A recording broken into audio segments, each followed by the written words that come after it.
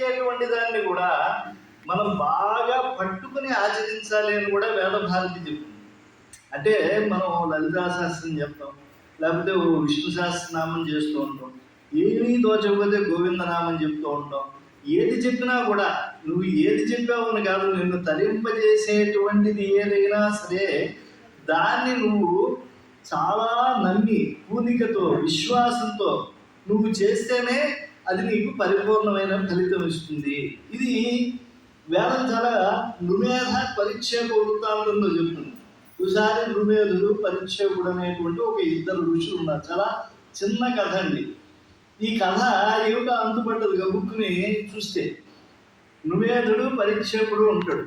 ఆ నృమేధుడు పరిక్షేపుడు ఒకే విధమైనటువంటి అధ్యయనం, అధ్యాపనం, యజనం, యాజనం, దానం, ప్రతిగ్రహం చేసేటువంటి వాడు, ఒకే గురువు గారి శిష్యుడు.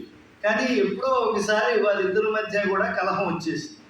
మాసావలస్వం ఖలు మాసపూర్వం అహంతు విద్యా నిపుణో నితాంత ఇదీవ సంసద్యపి బాడబాన పరస్పరం వాక్కలహో బభూవ అంటారు కదా. అలాగే మాటలు పెరుగుతూ ఉంటే ఏదో లోపుట్టు బయటకు వస్తుంది. నువ్వు గురువు గారి దగ్గరికి విద్యాభ్యాసానికి వెళ్ళినప్పుడు నువ్వు నాకు ఓ రోజు ముందు చేరి ఉండొచ్చు, కానీ పట్టా పుచ్చుకున్నప్పుడు ఒకే రోజు మనం పుచ్చుకున్నాం కనుక స్నాతకం ఎప్పుడు తీసుకున్నాం, ఎప్పుడు ఉత్తీర్ణులయ్యాం, ఎప్పుడు అయ్యాం అనేటువంటిదే ప్రధానం కనుక మన ఇద్దరు సమానులు కాదు. ఓ రోజు ముందు చేరాను కాబట్టి నన్ను నువ్వు గౌరవించవలసిందే.